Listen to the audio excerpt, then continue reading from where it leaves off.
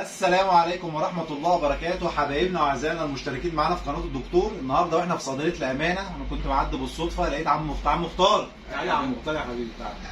لقيت عم مختار واقف في الصيدلية، فبقول له يا عم مختار، لقيت في زبون داخل يسأله على دواء للكحة. بقول له يا عم مختار أنا محتاج دواء للكحة.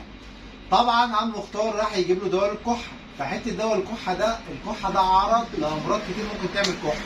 قلت له يا عم مختار لما حد يجي يطلب دواء الكحة نعمل إيه بقى يا عم مختار؟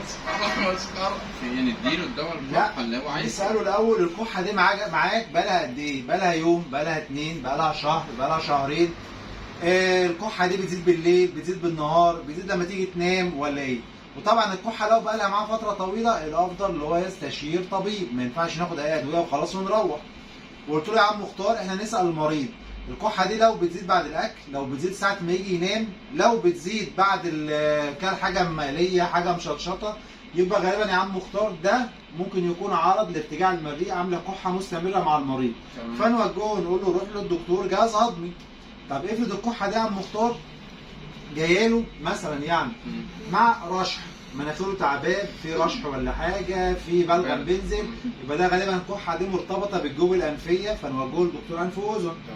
افرض الكحه دي يا عم مختار جايه ليه مع بلغم زياده وكان عنده دور سخونيه وفي خشخشه في صدره كده، صدره فيه صوت، ممكن تدخين زياده، نوجهه برضه لدكتور صدر. يا حافظ. تمام. افرض الكحه دي مثلا هو مريض قلب مزمن، ممكن يكون عنده احتقان في عضله القلب ولا عامل له مثلا ميه على الرئه ولا حاجه، فنوديه لدكتور قلب. افرض عم مختار المريض ده ما عندوش اي حاجه خالص، ما بيشتكيش من حاجه، هي الكحه بس بتجيله مع شلل.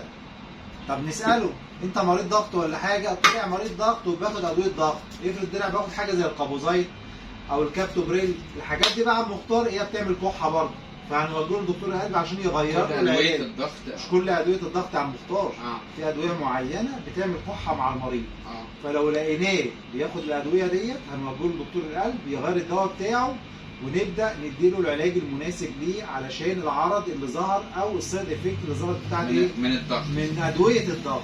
تمام. لان في ادويه كتير ممكن تعمل كحه والمريض عمال يكح وبيفضل يكشف هنا وهنا وهنا، وهو اصلا الدواء اللي بياخده هو اللي عامل المشكله ده يا عم مختار.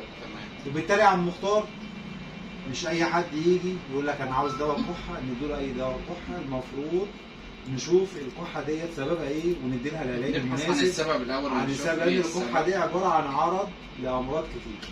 ودي كانت حلقه النهارده جديده مع عم مختار وحلقه مفيده. نشوفكم دايما في حلقات جايه كتير مع عم مختار في صيدليه الامانه والدكتور خليفه، واشوفكم دايما على خير، والسلام عليكم ورحمه الله وبركاته.